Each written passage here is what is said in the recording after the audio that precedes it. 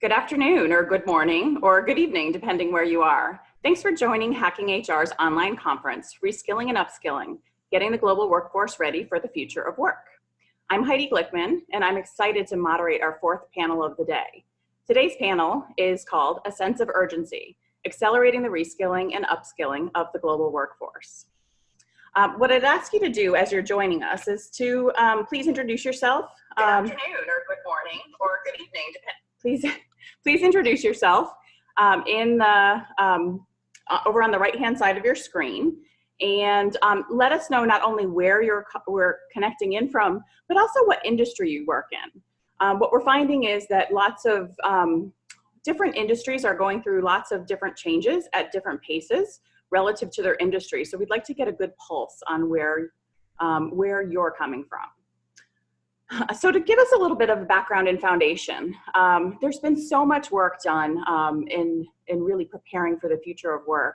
And we've got organizations like Gartner that just 2 years ago predicted that by the year 2020, so a month from today, a little over a month, that AI would create about 2.3 million jobs while simultaneously eliminating 1.8 million jobs.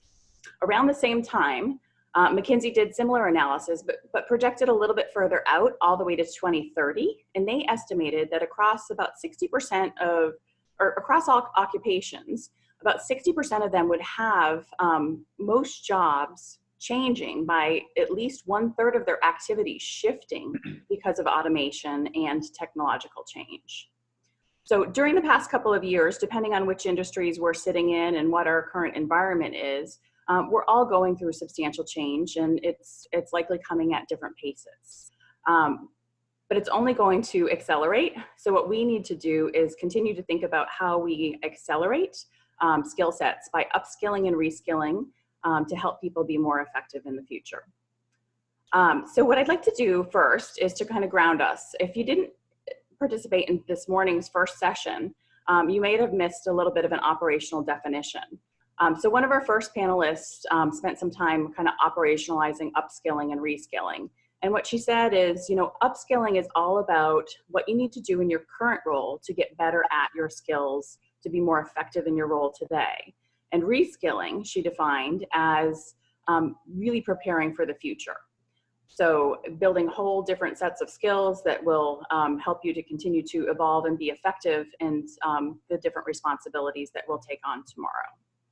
So I wanted to set that grounding just as we continue the conversation, because we'll be using a lot of that language as we proceed.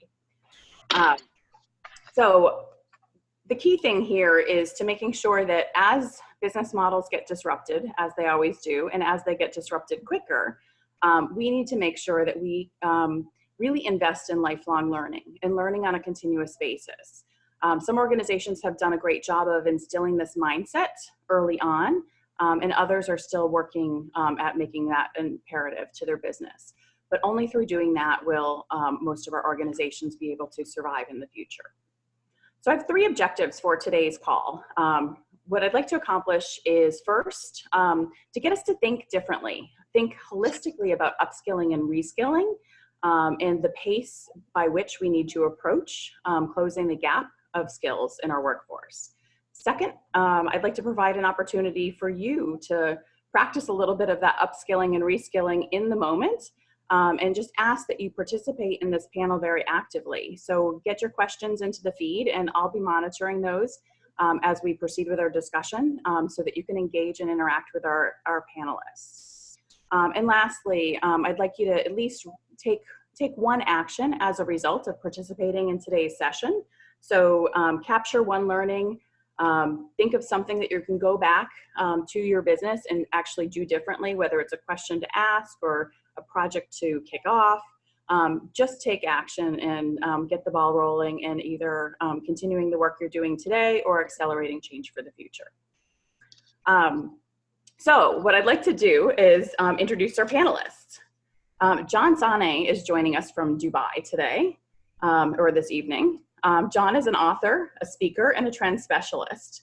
And what he specializes in is helping businesses to think differently about how to change by applying human psychology to help shift mindsets.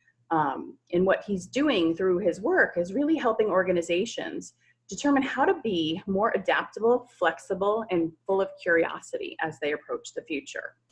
Over the past 20 years, John has developed a set of frameworks, perspectives, and questions to help contextualize these business trends and enable innovation that will prepare us for the future. Thanks for joining us, John.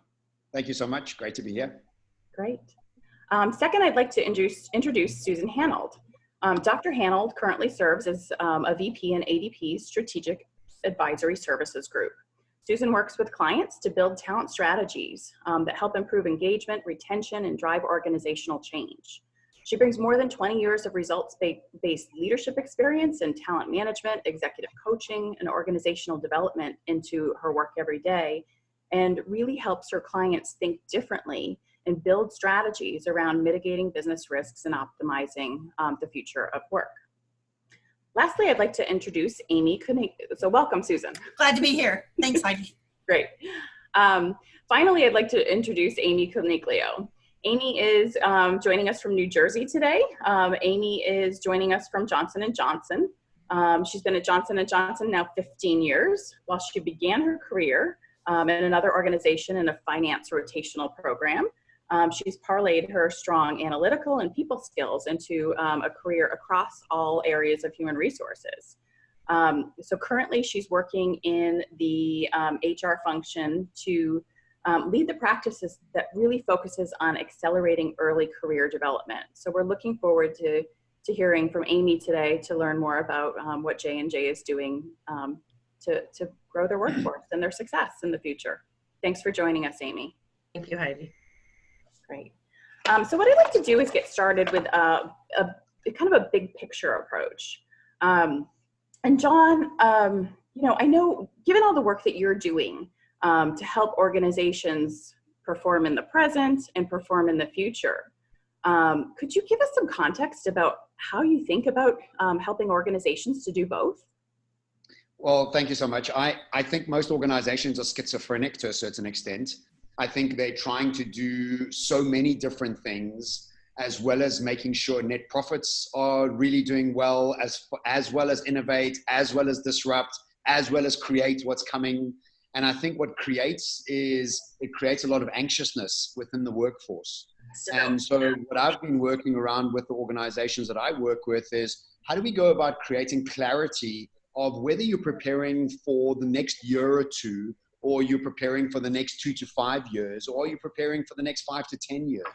And I think the skill sets that are required for each one of those are fundamentally different. And so the way I work with my organizations, or the organizations I work with, I develop today teams, tomorrow teams, and day after teams. And these people have a totally different set of skills. And for example, most organizations, exec teams, and boards that I work with don't have blockchain specialists, data scientist specialists, and artificial intelligence specialists coming in and looking at the business through their lens. And what we have to realize is that the future requires us to have some incredibly different ways of understanding business, moving from supply and demand to curate, match, and facilitate.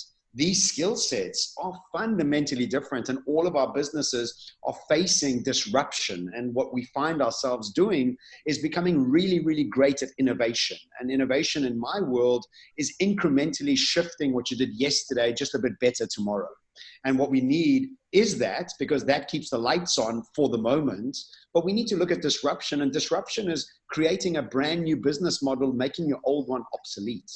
And so how do you go about creating 2 different teams, in fact, maybe even 3 different teams, looking at the stages of how the world is changing? Great. Thank you, John. I think it's really important. I've been in a couple of different organizations, or partnered with organizations that are doing just that, trying to create these pockets of innovation. Because as you said, those skill sets are just so different, and you've got to make sure that you've got the surround around them to make sure that they're set up for success. Great, thank you. So Susan, you talk with a lot of different companies about, and really helping them apply or thinking differently about their workforce.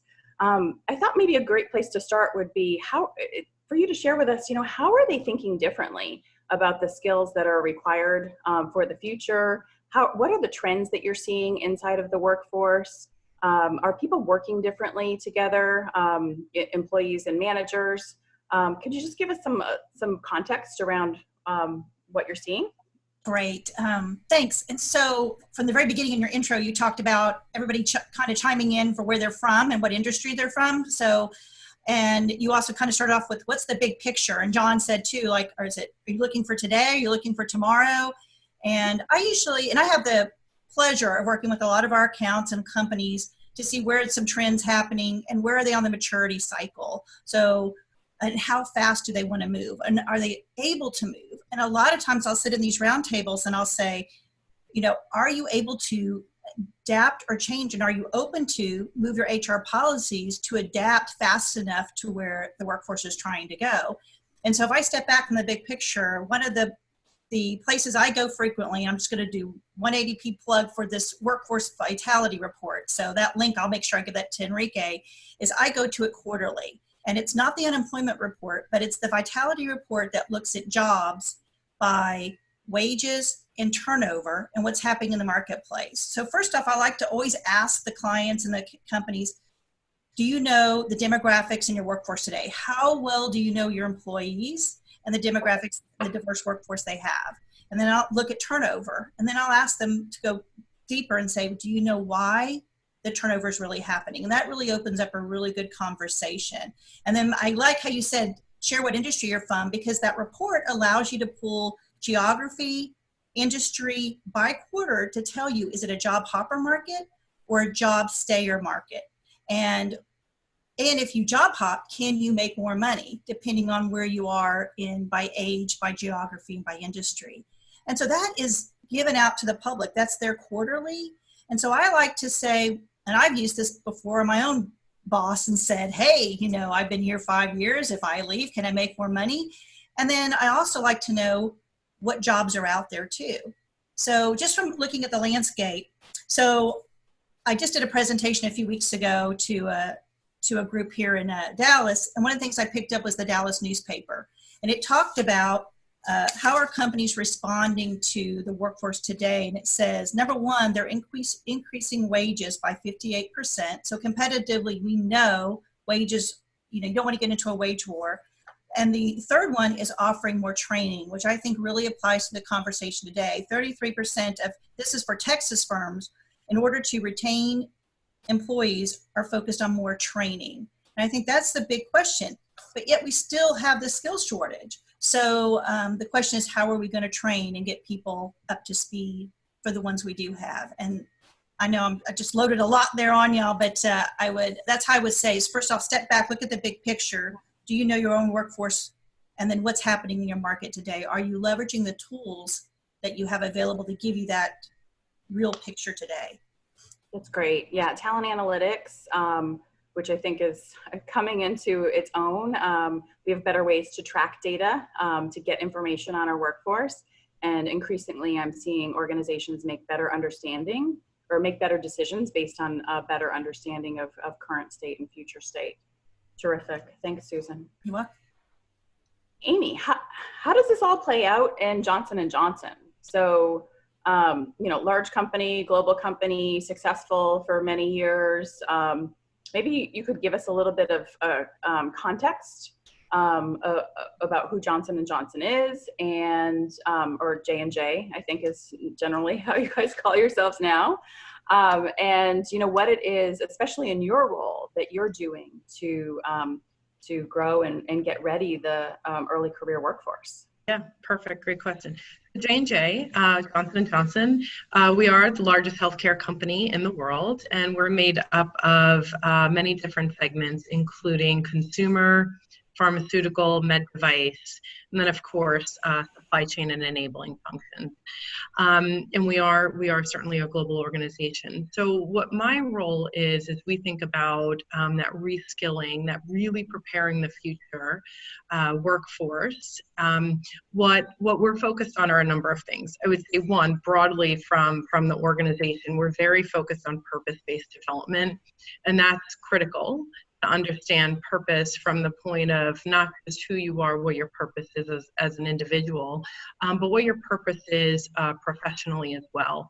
And so that's an underpinning of what we do. And I could share a story with you really regarding the early in career segment, and I'll define that as those with approximately 10 years or less work experience. So roughly we can consider that about your manager level and below. So at J&J, we have a keen focus on development of all employees. But something I had the privilege of doing recently was really looking at our early in career talent and thinking about the capabilities that we do need in the future. And how do we think about that from an approach of agility? How do we think about that in terms of general manager mindset? How do we think about that in terms of value chain?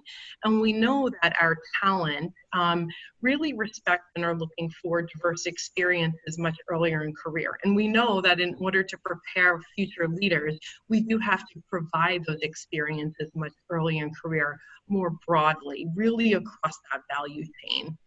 So how do we think about that external focus, those responsibilities? How do we really push people outside of their function or their business or their country? How do we look more broadly?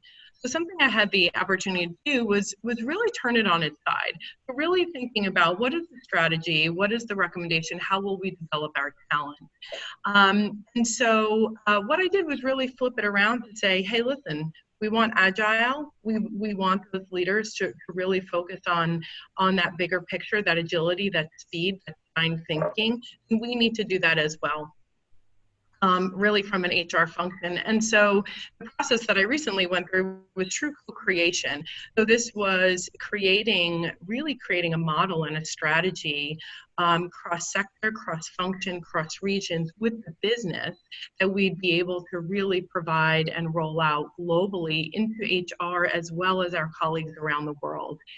So it really is spanning across the development of what our future leaders need and really acting in a way of creating that through the focus we have of those capabilities we need for the future. So happy to talk through a little bit more in detail, but it really was an amazing effort where our outcome really is then to how do we deliver, how do we influence, and how do we not only hire the best talent, but develop them and engage them so they are broader leaders going forward to deliver what the best outcomes are, not only for their business, but for the organization as a whole.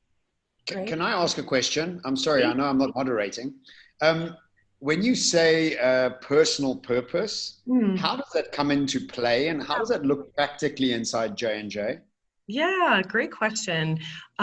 So we really talk about bringing your full self to work.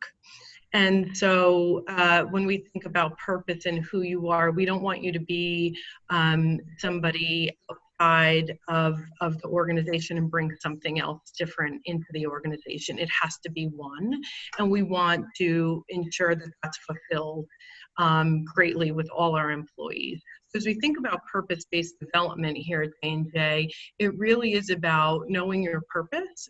Where do you want to focus? Where will you get the greatest fulfillment and joy? And then how do we really pivot that and bridge that, ensure that you're getting the best of us and we're getting the best of you, really focused on that personal purpose, personal and professional, I'll call it. Really so the thing I find is that often education is not their purpose. You know, we studied X and Y and somehow we decided what to study when we were 18.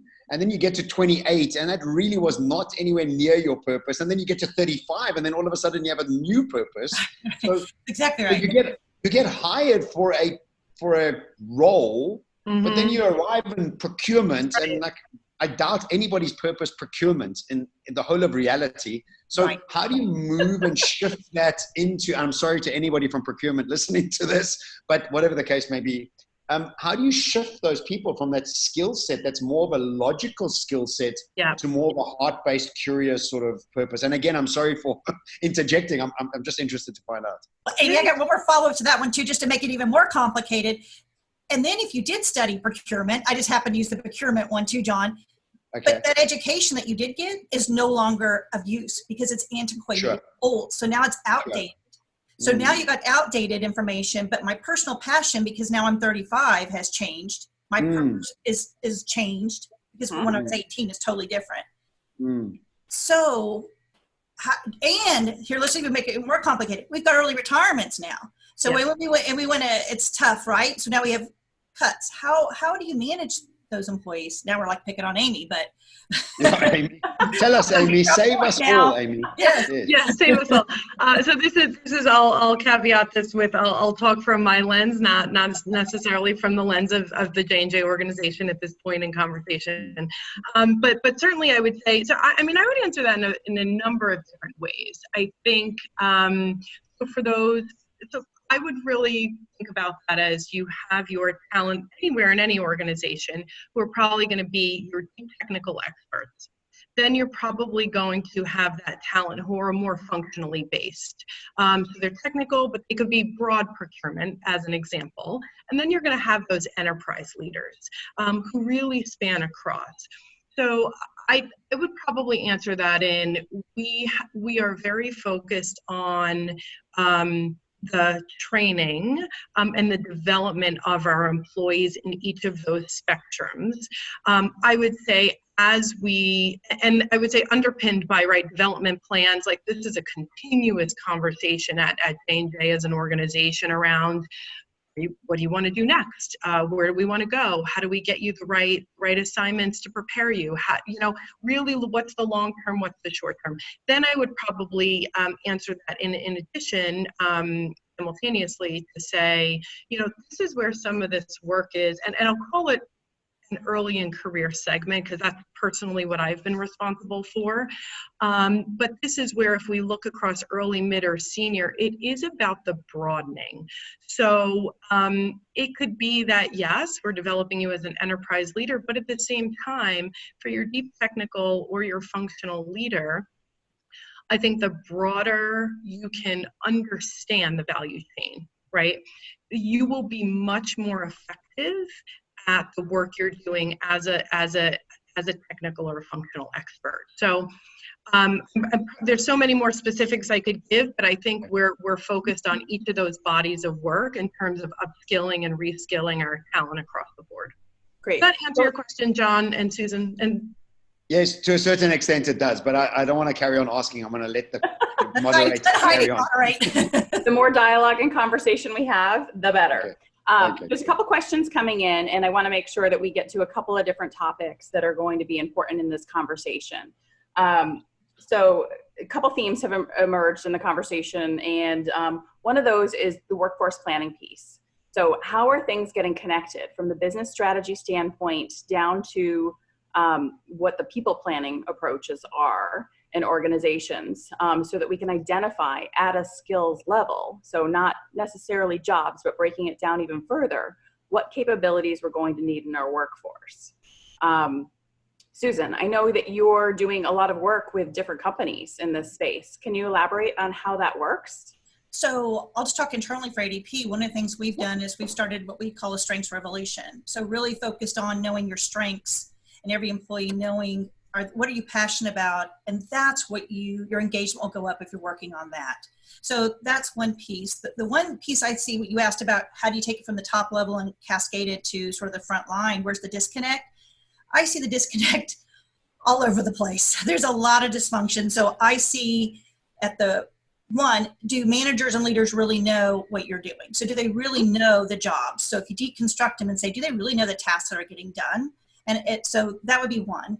The second one would be is if you take it to the front end of the talent life cycle and say on the front end, a recruiter and job descriptions that are getting posted today, are they truly accurate? So this roundtable I just did, folks are really trying, I think, Aimee, to talk to your point too about people want purpose. So, and really want to know better about the job. So they're throwing videos into them, really showing the day in the life, which I think is better.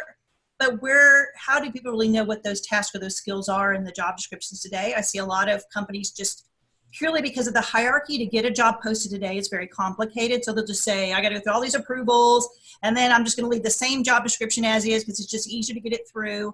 then it really causes a bottleneck through the recruiting process. And that's a disconnect there. And the second piece is people want to, I see the way learning today and the way teams are today and project work getting done, it's through teams. It's not necessarily, I have to go through my manager today. I may be on 5 different projects, and how do you keeping track of all that is really on me today. And really, I think putting more pressure on me to be able to figure out where I'm going to go with my career. Great. Which then brings up a whole nother discussion on career development.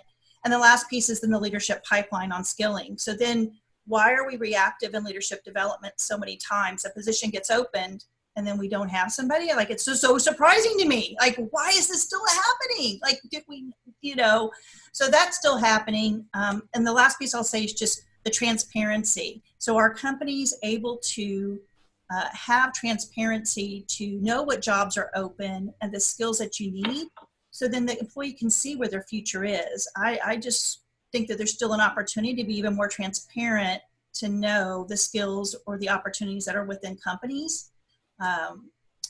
So that's a lot. And the last piece I'll say that what ADP has done too is I know this isn't the gig market or the freelance topic, but I'll say one of the things that has changed for me is opening the conversation on who is talent today, who are the talent workers, and that includes the freelancers. Great. So your contract workforce. So and what I've seen in some of the research, Forrester just did a study on saying that the rise of the freelancers continues, and that they actually spend more time developing their skills than the full-time employees. And I'm sure that's going to cause a debate right now for people, because I'm like, I'm full-time.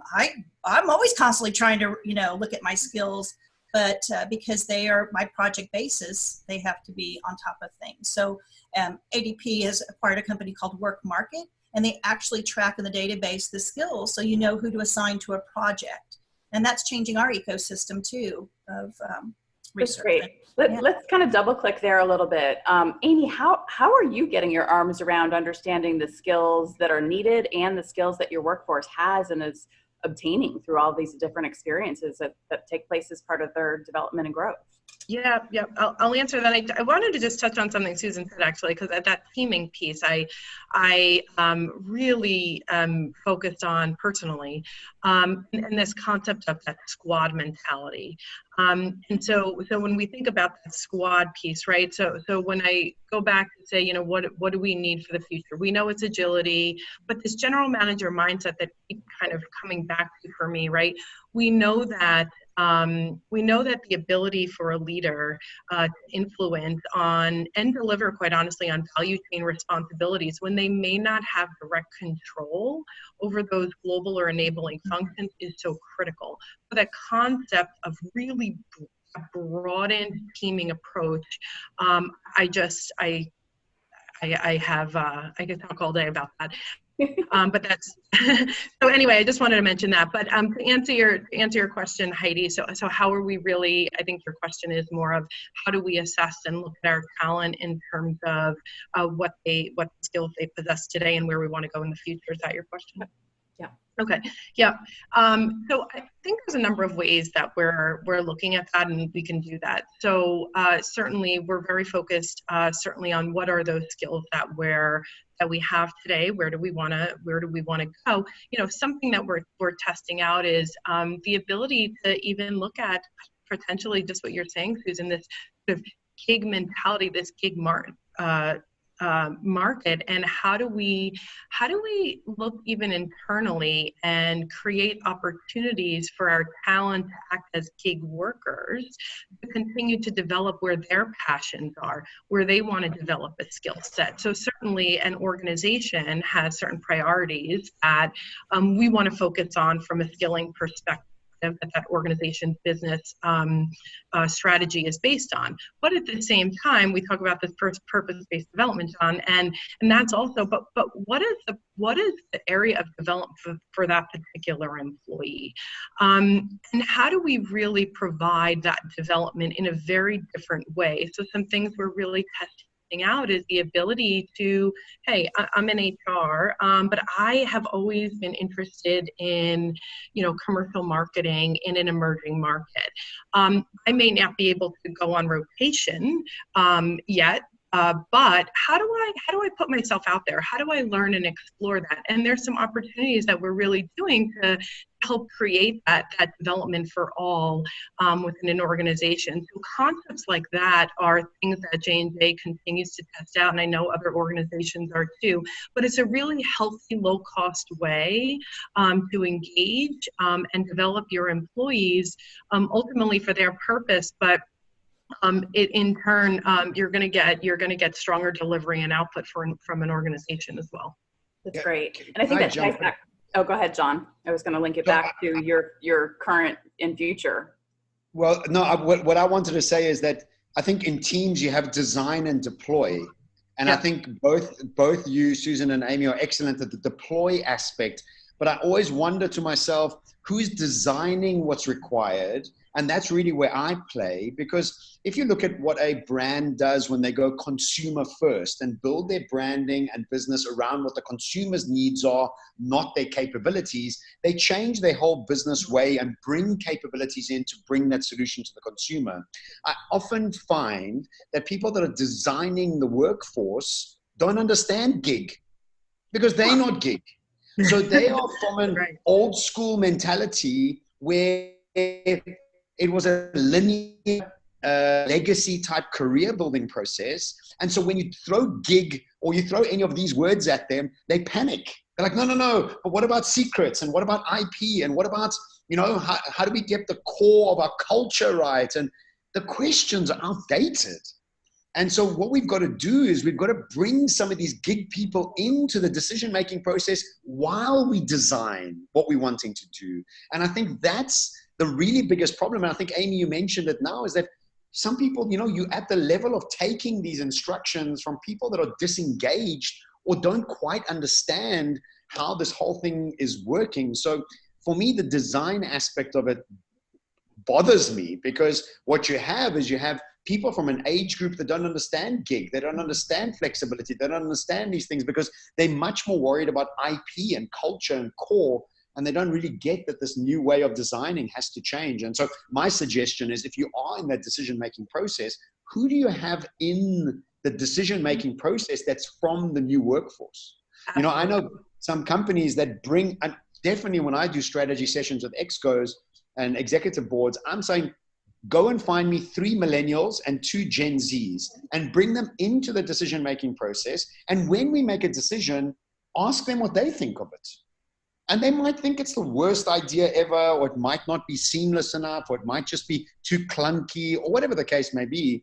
But I think the design aspect of it becomes imperative, and who's designing what's needed. I absolutely agree, John. And that's some recent work that I just recently led is, crafting that strategy. What is this development for early in career strategy? Did it with those users, did it with certainly, understood where do we want to go, what are our outcomes, what are our business strategy, of course, working with our senior leaders, but at the same time, doing strategy camps, design session, hypothesis testing, focus groups, agile testing and experiments with those who we're trying to influence. How does it land? Is this right?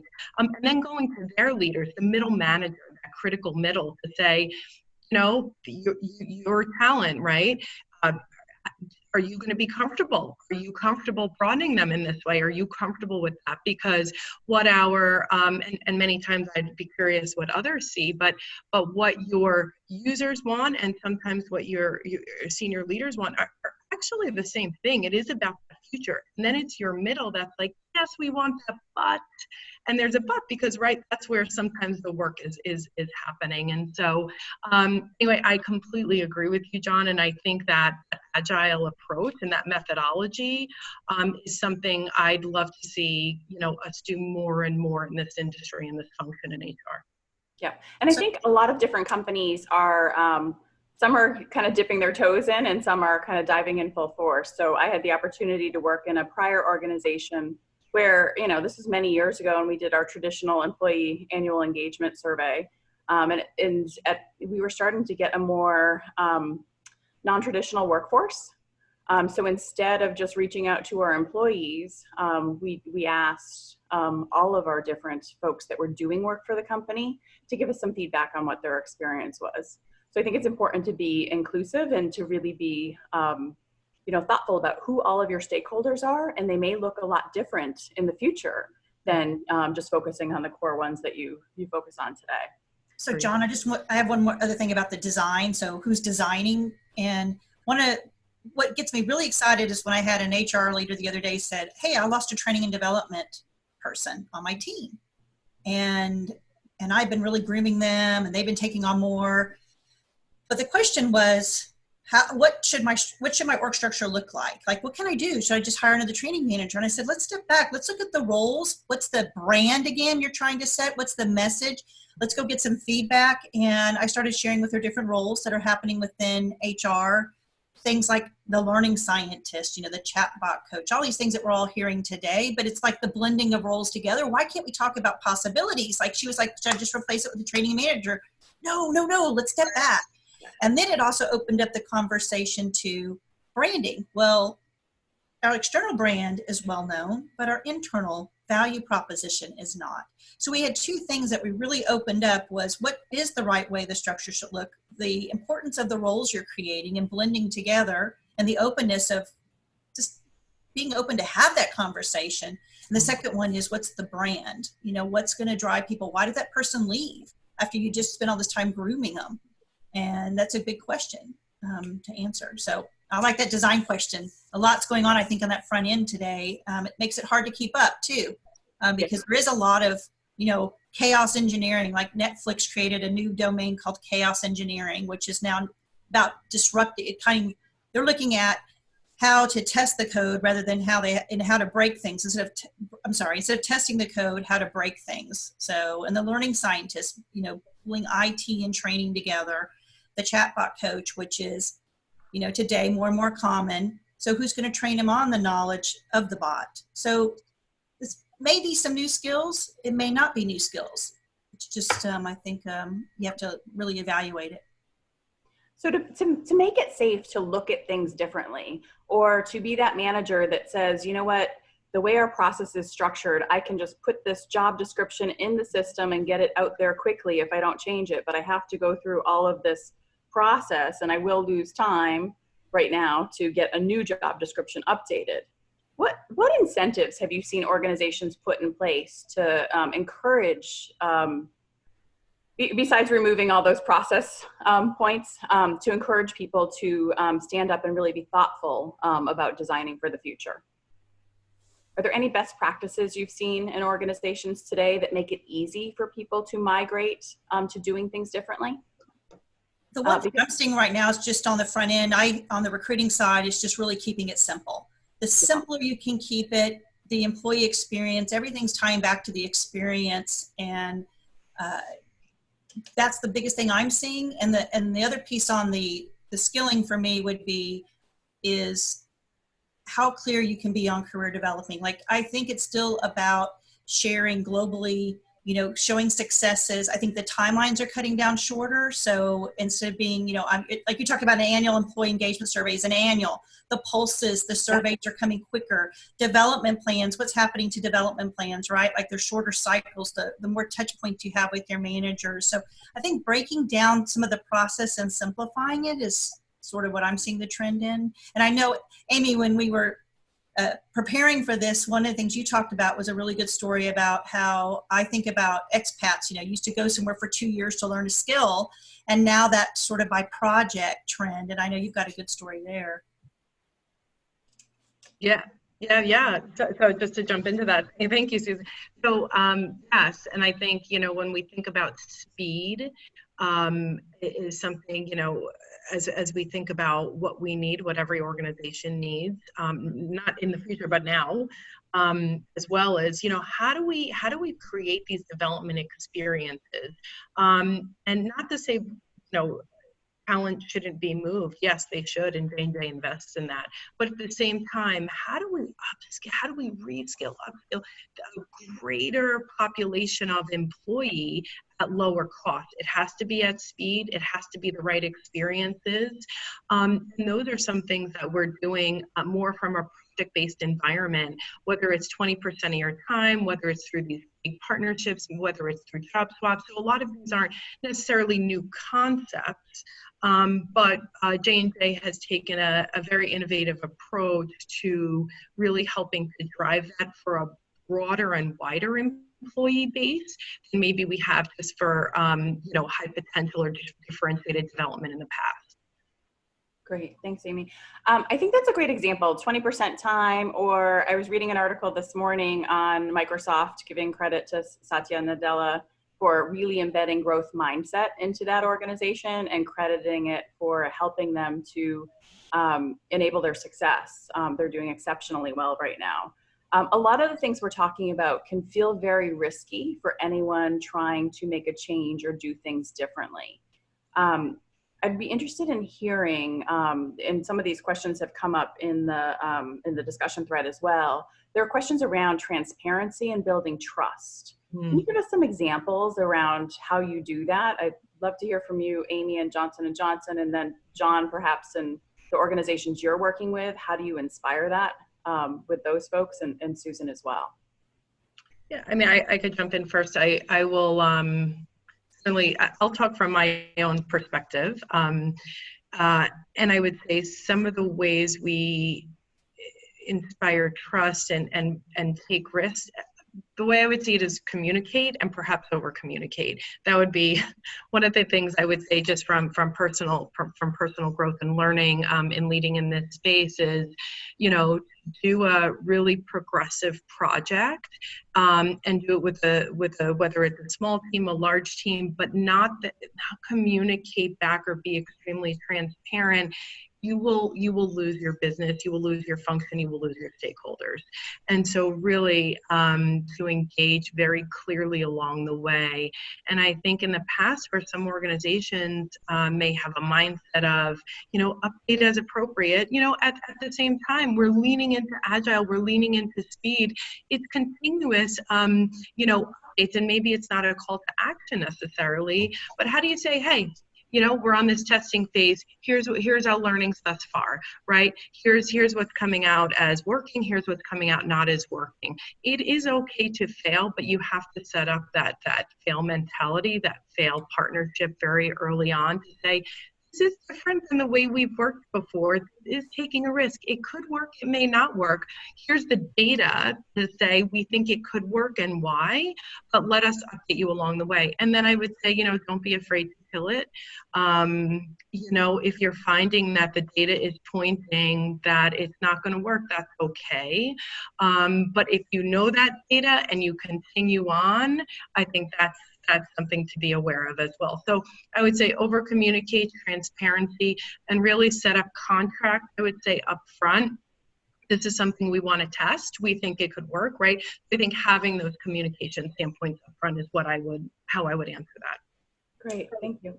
So for me, again, I think, Aimee, you're coming in from the deploy side, and I don't work on that side, and I see exactly what you're saying, and I agree with you. For me, again, from the design side, we're starting to see a trend where some of the top CEOs around the world are moving away from shareholder interest to stakeholder interest. Mm-hmm. And as we start seeing the shift move away from shareholders being the king of the hill to employees, communities, shareholders, and then consumers, all feeding off the structure of the business so we can create a more long-term sort of relationship with our employees first, and then our community, and then our shareholders. I think that design aspect is starting to create more trust.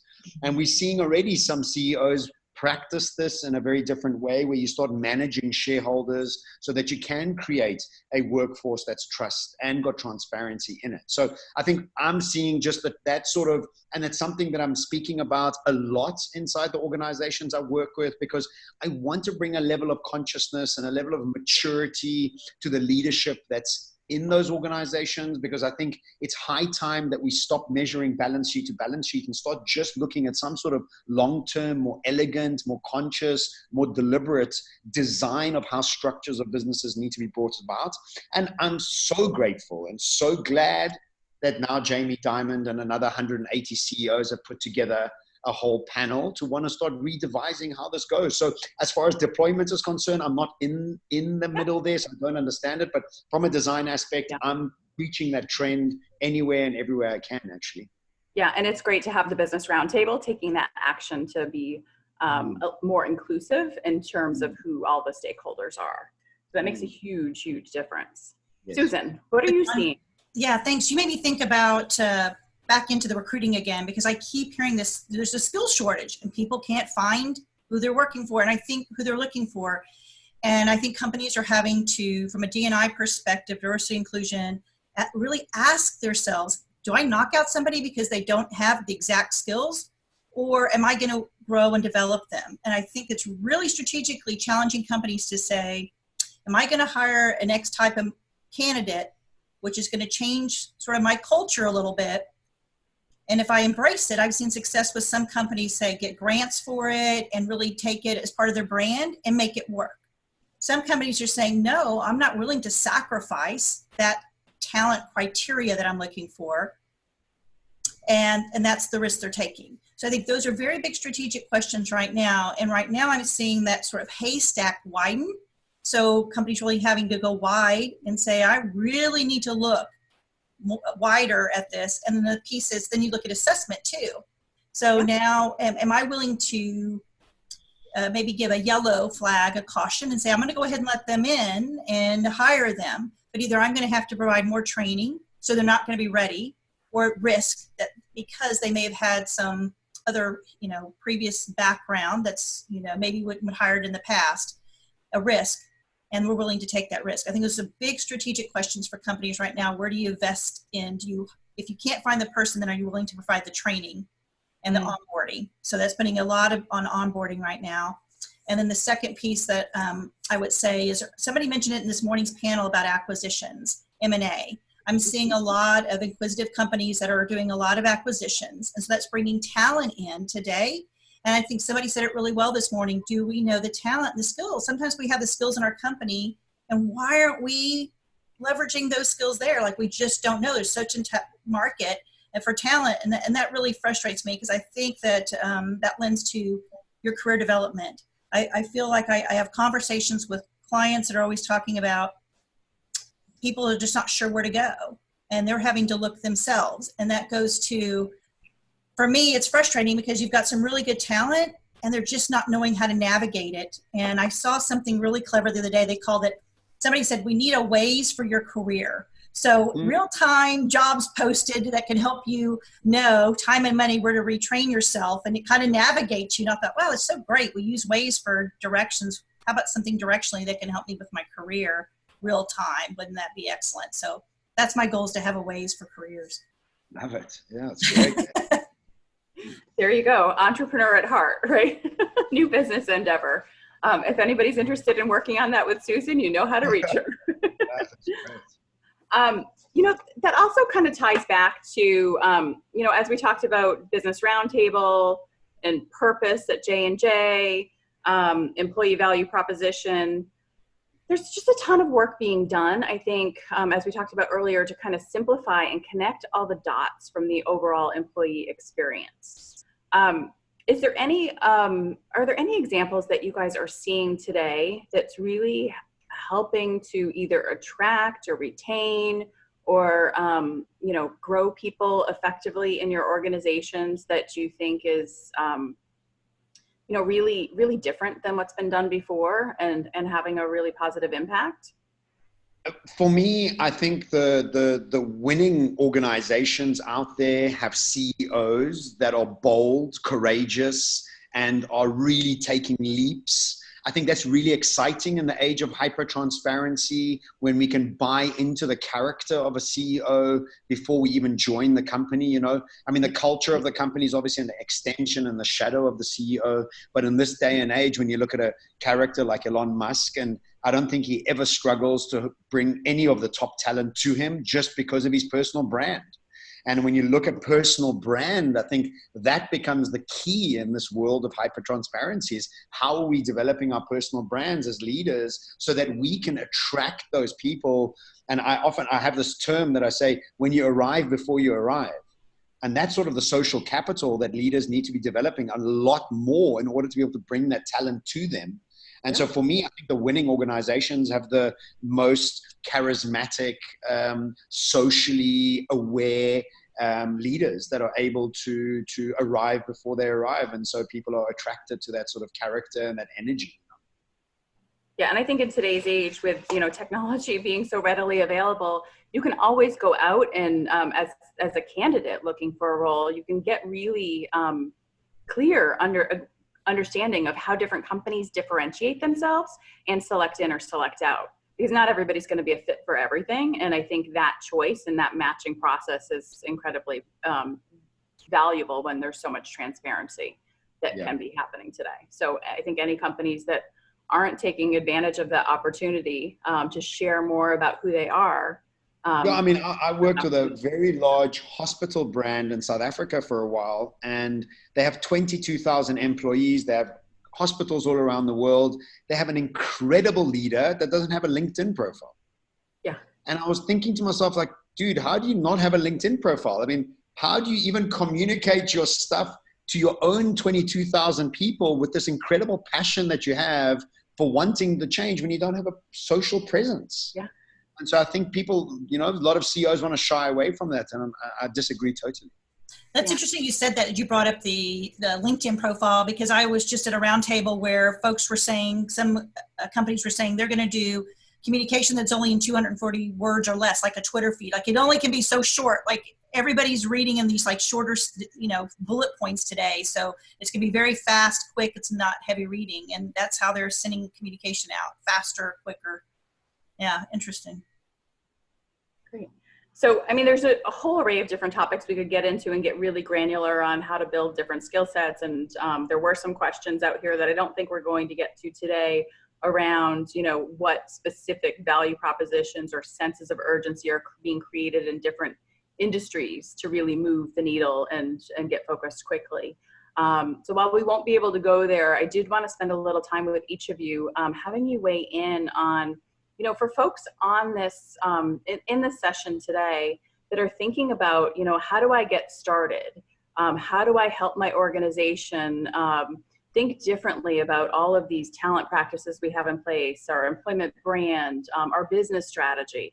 How do we think differently about that so that we can be better prepared in the future and make sure that our workforce is evolving as quickly as possible as technology changes?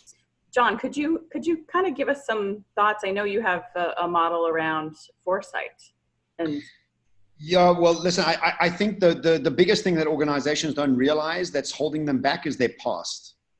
I think legacy thinking, their memories, their past successes are something they hold on to. It's made up their identity. It's what they hold on to create who they are.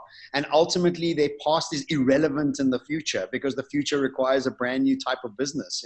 Like I said when I started, it's if you were a supply and demand product, or you were creating and selling a product, when you start moving into facilitate, match, and curate, match, and facilitate, the business model is different. So your past is irrelevant. So the first thing I always suggest is get rid of your past. Forget about what happened and where you come from, because you need to be devising a new version of kind of where you're going, And for me, the combination of curiosity, which is really about leading with excitement and leading with energy rather than logic or ego, but this comes down to the leadership of the business that is able to let go of their past, heal their past, which I call wisdom, and combine that with curiosity to create an agile human that runs a business that's an extension of that agility based on healing your past and dealing with curiosity and moving into the future. And I think also really important is you don't have to have the skill sets for the solution you want to bring to the market. You can find those skill sets pretty much everywhere and anywhere. I know you say there's a shortage of skill sets. I know they are, but if you're willing to bring about that level of passion, that level of largeness, those people arrive to you, you know. And I think Uber has got sort of like 62 platforms that make up their app, and they only own one of them. 60 odd of them are open to the rest of us. So I think there's capabilities, there's people and things we can hire to bring in. And if you're able to do that, it means that you've let go of ego, you've let go of logic, and you're just curious about bringing a better solution to people, both your consumers and employees. Great. Thank you, John. John, I'll just add to what you're saying. Let go of that past, because I look at years ago, I would create mentoring programs, and they would take a lot of administrative time to pull together. But today there's an app for that. You can, like a dating app. It's like, a mentoring app, so leverage the technology. My advice would be be open-minded, like you said. Don't be, the past, like you don't have to be doing these Excel matchups for skills today. There's algorithms to match people together, and it makes it so much easier. The administrative's done. And now you can focus on the development items that can get pushed to you. So today I would say leverage technology. So just yesterday I did a training class that got pushed to me. It was 7 minutes. I couldn't have been more excited. I'm like, yay, who wants to do 30 minutes? It was 7 minutes. I got checked out. I could redo it. If I didn't pass, I'm done. It was a compliance related, yay, done. And it was pushed to me. I didn't have to go find anything. Nobody really wants to do today from a learning reskilling perspective. Go out and find stuff, right? They want it pushed to me when it's time to do it. Let me do it. It's quick, it's simple, it's done. And I was done. And now I'm going to talk positive about it. I just talked about it. So one is leverage technology. The second one, take advantage of things that can get pushed to you when the time is right. And then the last one, I'll just talk a little bit more about, you mentioned personal brand, how important that is today, because folks are really having to spend more time to network and collaborate on these teams. And I think it's really up to them many times to learn the skills. Today, I listen to a lot of friends that say, hey, I just went on the internet, I learned a new skill, and now I've got it. I didn't have to go, to big certification, and now I can keep adding that. And I think you have to, my advice is be open to keep learning, be a learner, and just to build your own brand and stay competitive. And I think that's the type of employees companies want and need to embrace, and help them build those networks. And the last piece I'll share is invest in your current employees. So, look at the employees you have today before they walk out the door. Since you have them a shorter amount of time today, it's typically, I think it's averaging like 2 to 3 years for some workers. Take advantage of them and step back and say, how do I want to take advantage of them for that 2 years before they leave? And then don't forget, offboarding is just as important as onboarding too. They may come back, right? So yes. Go somewhere else. And if they a lot of boomerangers for sure. Absolutely. Okay, so Susan, John, you were perfect in how you articulated that. So I'm gonna take a practical approach, maybe to I'll just give you some personal advice. I would say ask questions. So agree with everything Susan and John said, leverage, lean in, technology. But I would say if I could do two things, I would say number one, ask the question. So wherever you are in the organization, if you're senior, ask your mid and early. If you're early, right, ask up wherever you are. I would say ask the question, what are the skills? What are the capabilities needed for the future? Just seek to understand first. And then from there, you can create strategies and plans and roadmaps as to where you want to get to. I would say number two, I really had a fantastic experience with crowdsourcing. And it is a simple tool, leaning into technology. And I put it out there, thousands of employees asking very simple questions. And the ideas and the generation and the interest, it's that co-creation was just tremendous. I would say lean into something very simple. There's technology out there that you could very simply, crowdsource and co-create. And I think, it's another way of asking questions, but it's also that idea generation, and you can start to really place out themes. You may get thousands of ideas and thoughts, but when you start to really theme them out, it probably is more simple than you think. So that would be my two recommendations, Heidi. That's great. Thanks, Aimee. And I love that because I think, we can get really granular on this whole skilling, reskilling space. But I think it all comes back to making sure that the cultural and leadership elements are in place. So that curiosity, inspiring trust, making it okay to fail, lots of things that leaders can do to shape the cultures in their organizations and set themselves up for success in their business planning processes and HR processes. So I would ask our panel, start somewhere, assess where your organization is today, find a way to go and, unlodge some of the thinking that may be stuck by asking a couple questions. And I think that starts to unlock all the potential that there is in the future. So I want to thank everybody, thank our panelists, Aimee, Susan, and John for the really valuable discussion today. I'd also like to thank Enrique Rubio for curating this panel and all of the other sessions in today's conference. We do have a 2-hour break before the next panel discussion, but if you're available, I hope you'll be able to join us. Topics will be the role that school and academia are playing to upskill and reskill workforces. And the last session is really focused on what we're doing across generations. So how can we get creative with really understanding different people's needs and how to leverage them and align them with organization strategies. But if you're not able to attend these or missed earlier panels, you'll be able to access the recording versions of these sessions on the Hacking HR YouTube channel. So thanks for investing your time with us today. Have a good one. Take care. Thank you, everybody. Thank you. Bye-bye. Thanks, Bye. Heidi.